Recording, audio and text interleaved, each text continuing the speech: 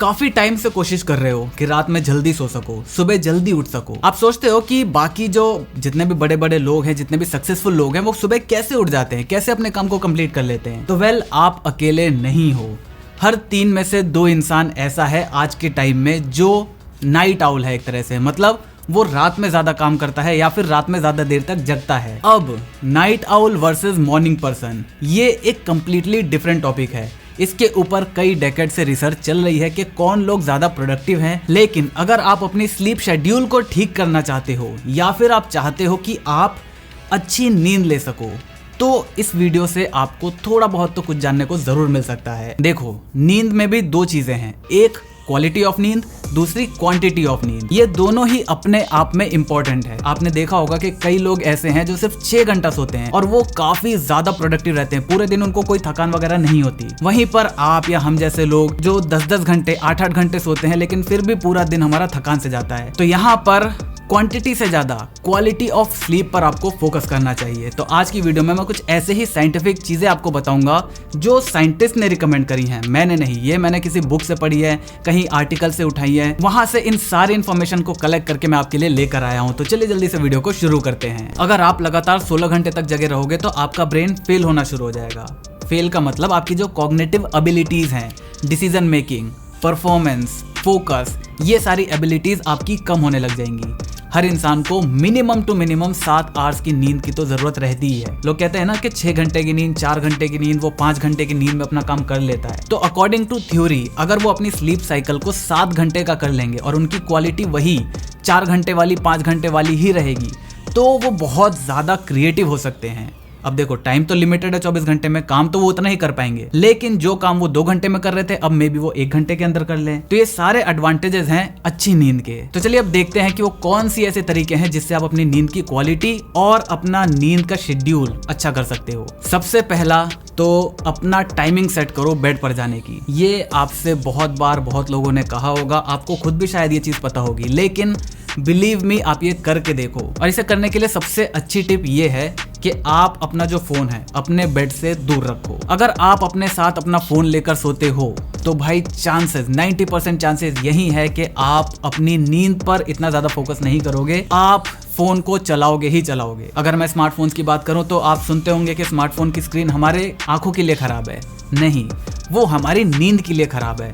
जो blue light filters वगैरह आते हैं वो आपकी आंखों को नहीं बचाते, वो आपकी नींद को बचाते हैं। हमारा दिमाग जब भी ब्लू लाइट, व्हाइट लाइट वगैरह को देखता है तो उसके दिमाग में ये सेंस जाता है कि अभी रात नहीं हुई है, तो अभी सोने का जो सिग्नल देना चाहिए वो आपका दिमाग नहीं देता। तो इसकी वजह से मेलानिन नहीं बनते, और मेलानिन नहीं बनते तो आपके बॉडी को पता ही नहीं चलेगा कि वो थक गई है और उसे सोने की जरूरत है। तो इसी वजह से अपने फोन को साइड में रखो और एक शेड्यूल फिक्स करो कि आप, अगर आपको 10 बजे सोना है तो आप 9 बजे बेड पर चले जाओ। आपको 12 बजे सोना है, 11 बजे बेड पर चले जाओ। अगर आपको 1 बजे सोना है तो 12 बजे बेड पर चले जाओ, लेकिन एक शेड्यूल को मेंटेन करो।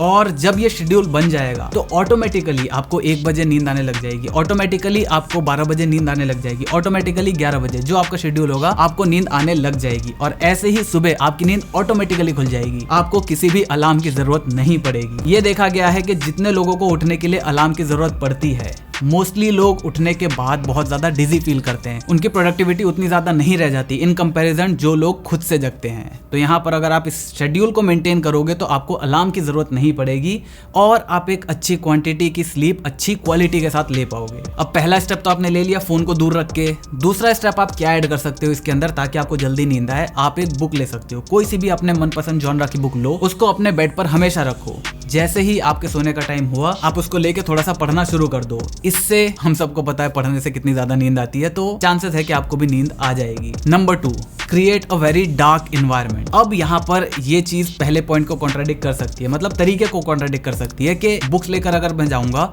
पढ़ने के लिए थोड़ी तो लाइट चाहिए होगी। तो यहाँ पर साइंटिस्ट तो ये कहते हैं कि अगर आपके रूम में थोड़ी बहुत लाइट है तो चांसेस है कि आपको उतनी अच्छी नींद नहीं आएगी इन कंपैरिजन टू अगर आपका रूम कंप्लीटली डार्क है। तो यहाँ पर ये जो बुक वाली चीज है वो केवल वही लोग अपनाएं जिनको नींद बिल्कुल भी नहीं आती। लेकिन जो लोग ऐसे हैं जो बेड पर जाने के बाद थोड़ी कोशिश करते हैं तो उनको नींद आ जाती है, तो उनको रिकमेंडेशन यही है कि आप बुक लेकर मत जाओ, आप जो लाइट है वो किसी भी तरह की लाइट अपने रूम में मत रखो, उसको पूरा डार्क रूम करके रखो ताकि आपको जल्दी नींद आ सके। बहुत सारे लोग मैंने देखा है वो लोग अपने रूम में बहुत ही हल्की सी येलो कलर की लाइट जला लेते हैं एक एम्बियंस क्रिएट करने के लिए। वो चीज आपके दिमाग को कहीं ना कहीं हिंट देती है कि अभी सोने का टाइम नहीं हुआ है। जितनी अच्छी और जितनी गहरी नींद आपको एक कंप्लीटली डार्क रूम में मिलेगी, उतनी आपको उस एक एम्बियंस वाले लाइट वाले रूम के अंदर देखने को नहीं मिलेगी। Number 3, keep your body cool. यहाँ पर आपने एक चीज देखी होगी, आप जब चादर वगैरह ओढ़कर सोते हो तो मोस्टली यही होता है कि जब आप सुबह सो के उठते हो तो आपका एक हाथ या तो एक पैर या हाथ और पैर दोनों ही चादर से बाहर रहते हैं। ऐसा क्यों होता है? क्योंकि रात में जब आप सो रहे होते हो तो आपकी बॉडी, क्योंकि आपने चादर ओढ़ रखा है, तो वो थोड़ी सी गर्म हो जाती है। अब आपकी बॉडी चाहती है कि वो कूल रहे, तो इसके लिए आप अंगड़ाई वगैरह लेते हो और आपका जो हाथ है वो ऑटोमेटिकली चादर से बाहर आ जाता है। अब ये ऑटोमेटिकली भी नहीं होता। अगर मैं आपसे बताऊं तो हमारा जो सबकॉन्शियस माइंड है वो कभी भी नहीं सोता है, आपका केवल कॉन्शियस माइंड ही सोता है। सबकॉन्शियस माइंड को पता है कि आपने चादर ओढ़ रखा है, बॉडी को गर्मी लग रही है, उसने आपके सबकॉन्शियस माइंड से कहा भाई गर्मी लग रही है, तो अब उसने रिएक्ट करा और उसने आपकी बॉडी मूवमेंट करवाई, तब जाकर आपने अंगड़ाई ली और आपका जो हाथ पैर है वो चादर से बाहर आ पाया। इवन यहाँ पर लंदन की एक यूनिवर्सिटी में रिसर्च भी करी गई है। 2 लोगों के ग्रुप को डिवाइड करा गया, एक ग्रुप को कई रातों तक चादर से उठाकर सुलाया गया, एक ग्रुप को वैसे ही सुलाया गया बिना चादर के। तो ये देखा गया कि जो बिना चादर के सो रहे थे उनके दिमाग में जो एक्टिविटीज हो रही है, उनके दिमाग में जो इलेक्ट्रिकल सिग्नल्स बन रहे थे ड्यूरिंग द स्लीप, वो काफी ज्यादा कम थे इन कंपैरिजन टू जो लोग चादर ओढ़ कर सो रहे थे। तो यहाँ पर ये चीज साइंटिफिकली प्रूव्ड है कि अगर आपकी बॉडी थोड़ी ठंडी रहेगी तो उसको नींद अच्छी आएगी और उसकी क्वालिटी इंप्रूव होगी।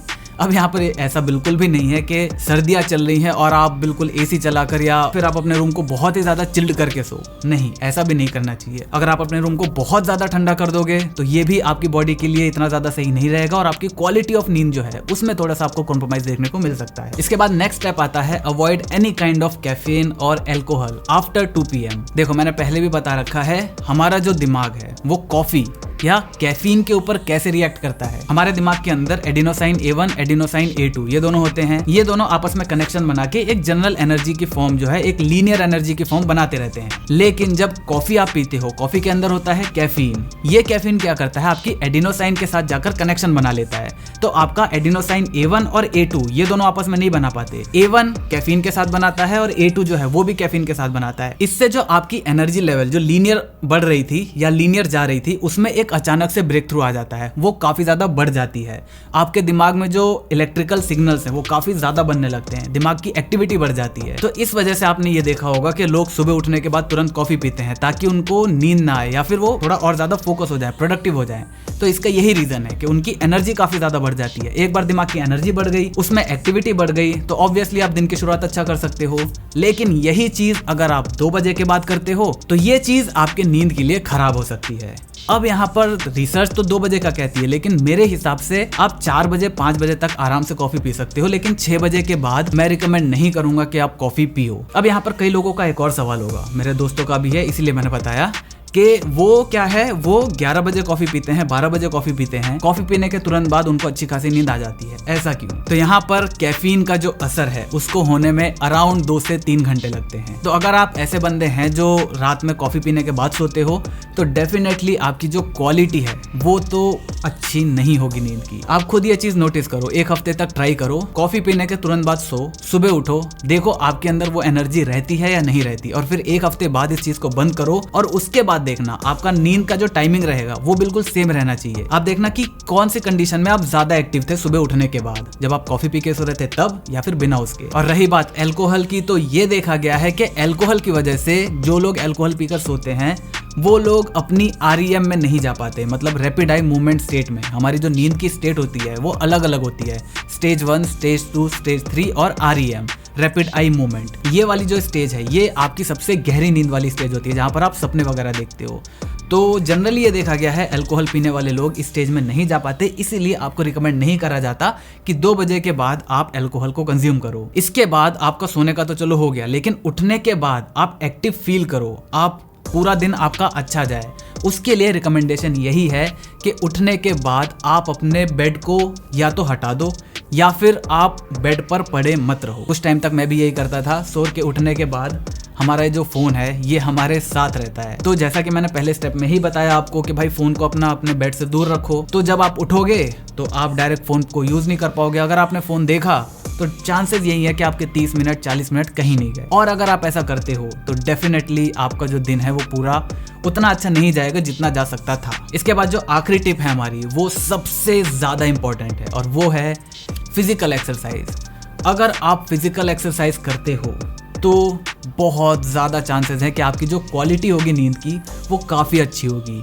आपने खुद उसकी क्वांटिटी को लेकर या फिर किसी तरीके से अपने स्लीप को डिस्टर्ब कर रहे होगे आप, इस वजह से आप उतने ज़्यादा प्रोडक्टिव नहीं हो। लेकिन अगर आप फिजिकल एक्सरसाइज करते हो, आप अपनी डाइट को अच्छा रखते हो, मतलब आपने जितनी कैलोरीज बर्न करी, जितने मिनरल्स बर्न करे, आप उसको वापस कंज्यूम कर रहे हो अपने डाइट के थ्रू, तो बहुत ज़्यादा चांसेस है कि आपकी नींद ऑटोमेटिकली अच्छी हो जाएगी। फिर आप उस फोन को अपने साथ लेकर सो या फिर मत सो, कोई भी टेंशन की बात नहीं है। आपका जो रूम का टेम्परेचर है वो इतना ज्यादा ठंडा ना हो तो भी आपकी क्वालिटी ऑफ नींद बहुत अच्छी रहेगी। तो इसी वजह से अपनी जो डेली रूटीन है उसके अंदर फिजिकल एक्सरसाइज को जरूर ऐड करो और ट्राई करो कि शाम के टाइम में अगर आप ये करोगे तो ज्यादा अच्छा है, क्योंकि आप थक के आओगे। आप जब डाइट वगैरह लोगे उसके बाद थके हुए जब आप सो जाओगे तो जो डाइट आपने ली है, जो भी खाना पीना लिया है, वो आपकी फिजिकल रिकवरी के लिए भी काफी अच्छे तरीके से काम करेगा और आपका जो फिजिकल स्ट्रेंथ है वो भी बढ़ेगा, आपकी नींद की क्वालिटी भी बढ़ेगी। तो ये एक विन विन सिचुएशन है। तो अगर कोई मुझसे ये पूछता है कि सुबह जिम जाना चाहिए या शाम को जिम जाना चाहिए, तो मैं रिकमेंड करता हूँ कि शाम को जाना चाहिए। तो बस ये थे वो कुछ साइंटिफिक पॉइंट्स जो मैंने अलग अलग जगहों से इकट्ठा करके आपको बताए हैं।